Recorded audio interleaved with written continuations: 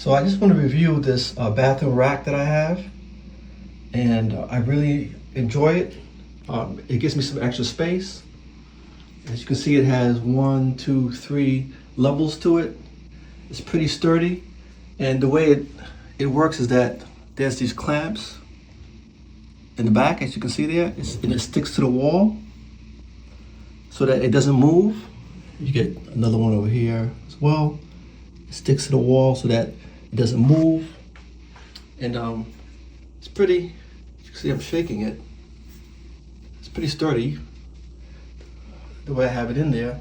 I think it looks good in the bathroom, you know, because I have the black mat.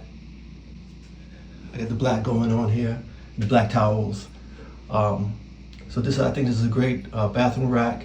You know, I got the toilet paper there, and I have the little smell goods. Then I have the little basket with some extra stuff for the bathroom, lotion. Got the little plant.